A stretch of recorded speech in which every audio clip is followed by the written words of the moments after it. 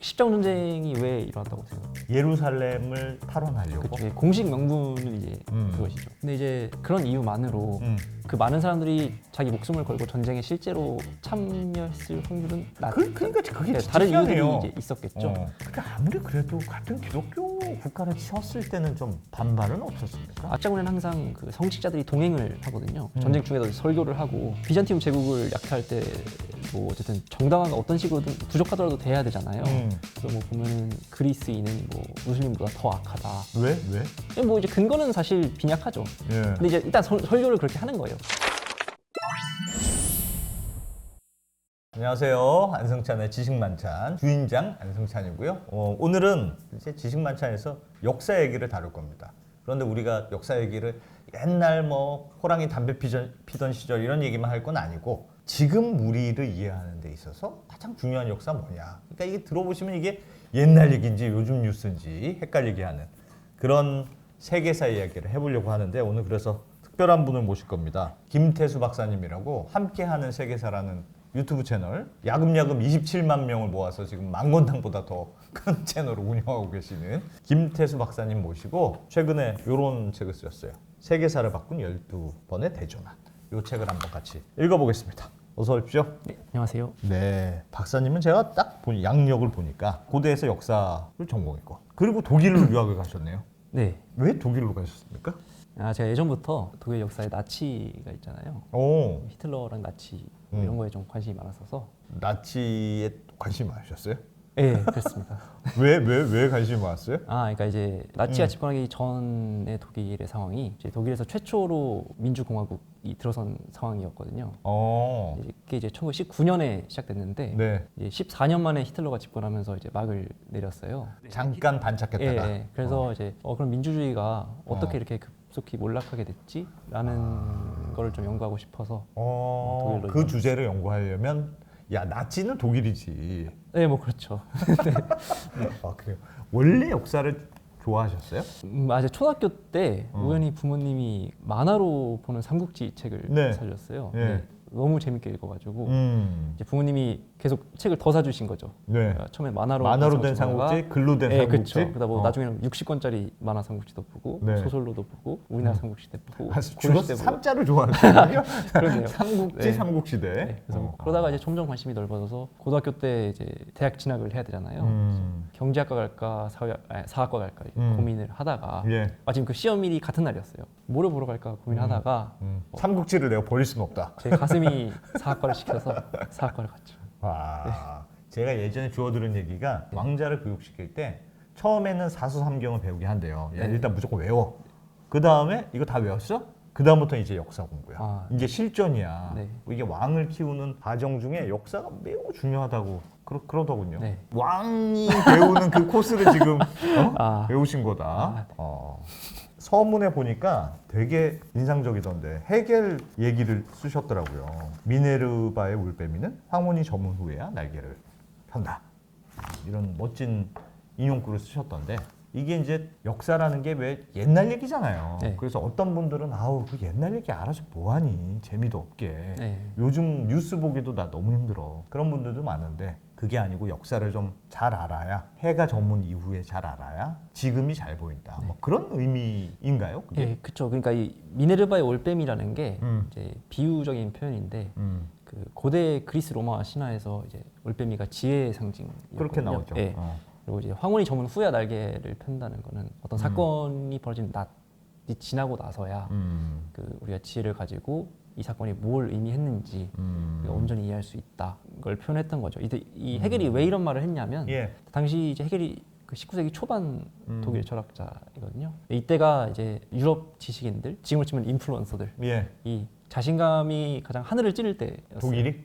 독일도 그렇고 프랑스, 영국, 유럽의 네, 유럽의 분위기가 네. 우리가 전 세계를 그냥 좌우하는 거야. 그쵸. 지금의 미국이네. 뭐 비슷하다고도 할 수 있겠죠. 예. 네, 그래서 뭐 계몽주의 철학 같은 것도 있고 그 그 프랑스 혁명도 얼마 전에 경험해서 우리가 이들 생각은 우리가 합리성만 잘 발휘하면은 세계를 가장 합리적인 것으로 만들 수 있고 우리가 뭐 가끔 어떤 사람들을 보면은 저 사람 진짜 비합리적이다 이런 생각을 하잖아요. 이들 생각은 그 비합리적인 행동을 하는 사람이 비합리적으로 태어났기 때문에 그런 게 아니라 충분한 교육을 받지 못했기 때문에 교육만 잘 받으면 돼. 네, 이제 누구나 인류 전체가 누구나 교육만 충분히 받으면 다 합리적인 존재로 거듭날 수 있고 굉장히 사회도 인간에 대한 믿음이 컸던 시기네요. 그쵸. 그래서 이들이 이제 무슨 생각을 했냐면 그러면 결국 인간의 사회도 가장 합리적인 방향으로 나아갈 것이다 라고 해서 우리가 합리성만 잘 발휘해서 생각만 잘 하면 미래에 어떤 사회가 올지 우리가 예측을 할 수 있다. 왜냐하면 가장 합리적인 걸로 결국 나아갈 것이기 때문에. 근데 이제 헤겔은 그거에 좀 반대를 해서 우리가 이제 학문을 하고 이제 머리를 쓰는 이유는 이게 미래가 어떨지를 정확히 예측하는 데 있는 게 아니라 과거에 있었던 일들을 온전히 파악하고 그게 지금 우리한테 무슨 의미가 있는지를 이해하고 지금 우리가 사는 사회를 제대로 이해하는 것에 있다. 그런 의미에서 이런 말을 이제 했습니다. 요즘 뭐 국제 정세를 보면 뭐 이란하고 이스라엘하고도 심상치가 않고 이슬람과 기독교의 충돌 같기도 하고 이게 하여튼 갈등이 장난이 아니던데 그거의 시작도 예를 들면 어떤 뭐 중세 시대 십자군 전쟁 뭐 이런 걸로 이해할 수 있어요. 거기를 잘 보면 야 지금이 이래서 이런 거야. 그런 포인트가 있을까요? 그대로 도입을 하기는 어려운 면이 있을 수 있지만 일종은 우리가 통찰이라든가 영감을 얻을 수 있다고 저는 생각을 하거든요. 예를 들면 십자군 전쟁이 왜 일어났다고 생각하시나요? 예루살렘을 탈환하려고. 그렇죠. 공식 명분은 이제 그것이죠. 우리 기독교를 전파시키자. 네. 저 이상한 놈들한테. 네. 뭐 그런 거였던 것 같습니다. 네. 근데 이제 그런 이유만으로 그 많은 사람들이 자기 목숨을 걸고 전쟁에 실제로 참여했을 확률은 그러니까 그게 진짜 다른 희한해요. 이유들이 이제 있었겠죠. 그 시대를 천천히 살펴보면은 우리가 지금 생각하는 서유럽 뭐 이탈리아, 프랑스, 독일까지 스페인 여기는 이제 교황이 이제 정신적 지주로 있었고 동쪽에는 우리가 지금 생각하는 그리스 여기는 이제 비잔티움 제국이 있었거든요. 근데 이 둘은 기독교가 조금 다르긴 하지만 어쨌든 둘 다 같은 기독교고. 얘네들은 로마가 망한 이후의 애들이죠. 그렇죠. 그러니까 로마 제국 큰 로마 제국이 망한 이후에 네, 맞습니다. 로마에 있는 데는 교황이 살고 네. 그건 교황 중심. 그렇죠. 비잔틴 제국은 비잔티움 제국의 황제가 있었죠. 지금 그리스 이런 쪽에. 네, 그리스랑 지금의 사실 튀르키예 쪽까지 있었는데 비잔티움 제국의 황제가 이제 그 동쪽의 그 셀주크 튀르크라고 이슬람을 믿는 세력한테 전쟁에 점점 밀리는 일이 벌어져서 비잔티움 제국의 황제가 로마의 교황한테 도와달라라고 이제 요청을 하게 되죠. 네. 그래서 교황의 입장에서는 교황으로 있기는 하지만 뭐 이제 프랑스의 왕이라든가 뭐 각각 여러 지역의 귀족들이 자기 말을 잘 안 듣는단 말이에요. 근데 기독교 대 이슬람의 전쟁을 벌이게 되면 기독교의 총 수장은 자기인 거잖아요. 자기의 권위를 강화할 수 있게 되는 것이죠. 왕이나 귀족들의 입장에서는 당시 이제 11세기 말부터 시작이 되는데 일단 당시에 사회적인 혼란도 있었어요. 그러니까 인구가 점점 늘면서 경작 가능한 토지는 정해져 있는데 점점 식량이 부족해지는 상황이 벌어지고 또 당시 프랑스 같은 경우는 이제 장자 상속제라고 해서 이 귀족이 자기 땅을 가지고 있잖아요. 그러면은 자기 자손한테 이제 그걸 물려줘야 되는데 그걸 공평하게 나눠주는 게 아니라 주로 장자한테 다 집중해서 몰아주게 되면 나머지 자식들 입장에서는 나 귀족인데 땅이 없어요. 그렇죠. 처음에는 뭐 성직자 교육을 시켜서 성직자로 보내든가 하는 식으로 하는데 이게 점점 세대를 거듭할수록 그런 식으로는 다 감당이 안 되는 거죠. 한 명만 낳았어야지.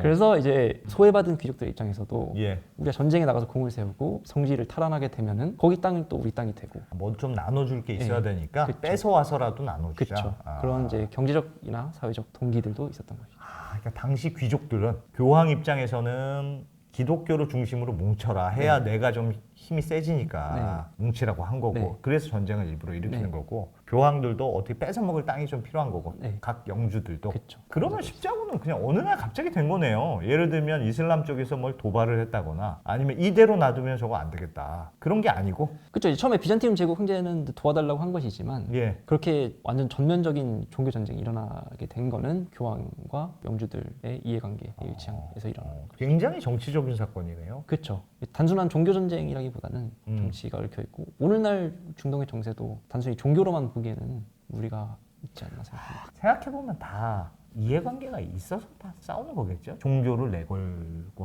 하더라도. 그렇죠.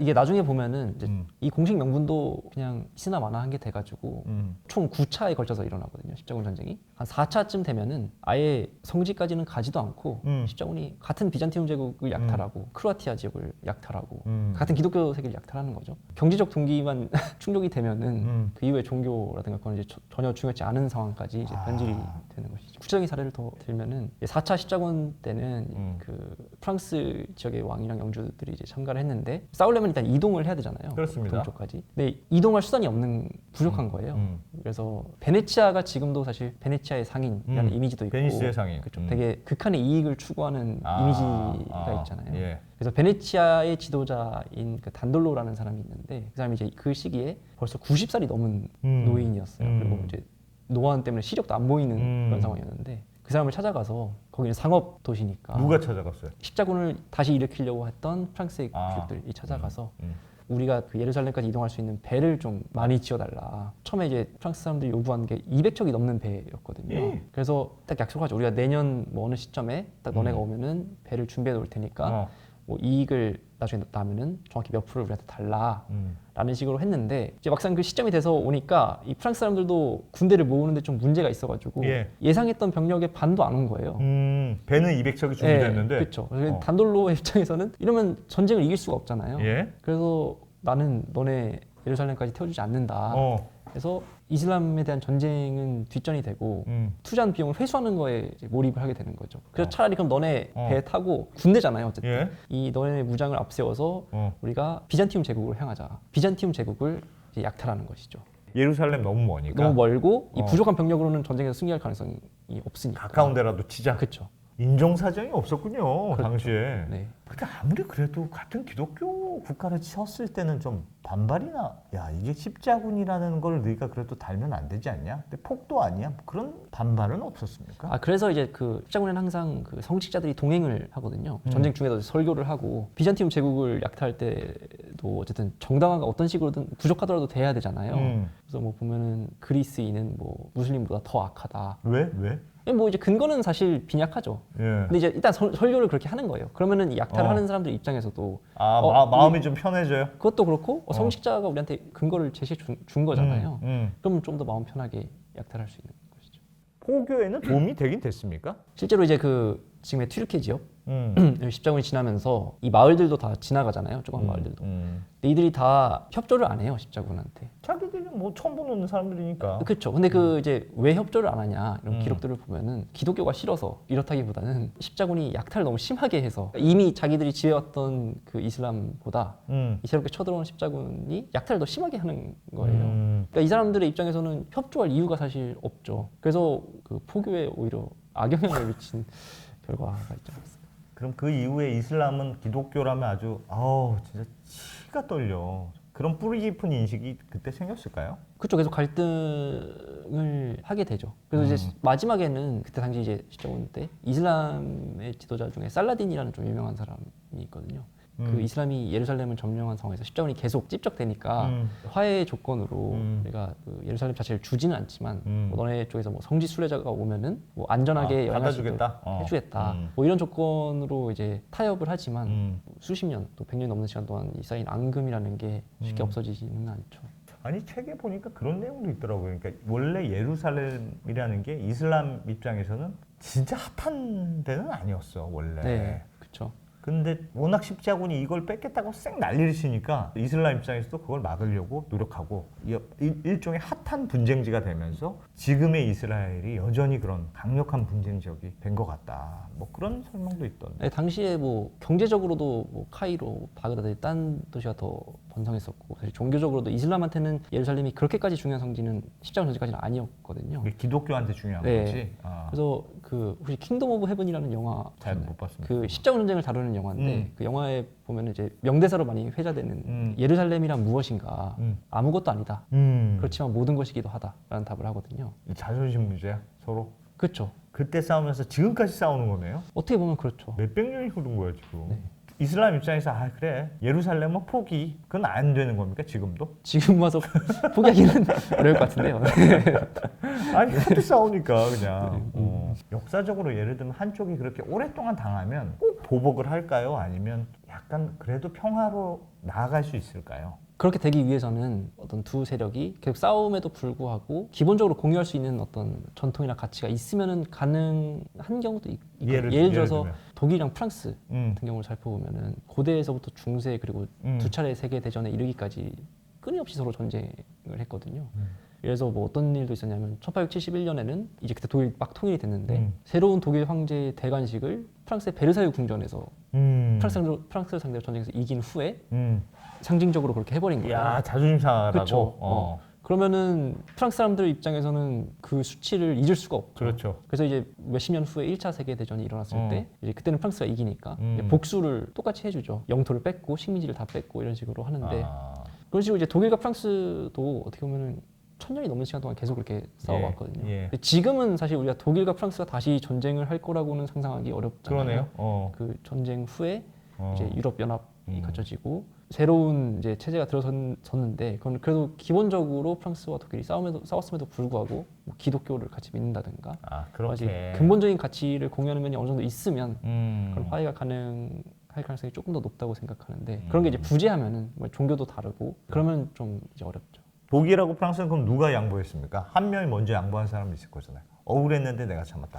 반유대주의라는 거는 유럽에서는 고대부터 계속 있었거든요. 옛날 로마 시대 때도 유대인들 하겠죠 별나 쟤네들은 그런 느낌은 있었다고 네. 들었습니다. 근데 이제 나치 때 반유대주의가 가진 차이점이라고 하면은 반유대주의를 학문적으로 혹은 과학적으로 정당화를 하려고 하는 거예요. 지금 우리 입장에서 보면 유사과학이지만 예. 당시에 뭐 이름 있는 과학자들, 생명학자나 뭐 의학자들 이런 사람들 가져다가 다른 인종의 해골을 막 분석을 해요. 두개골의 크기가 다르다, 혹은 뭐 어떤 조건들이 다르다.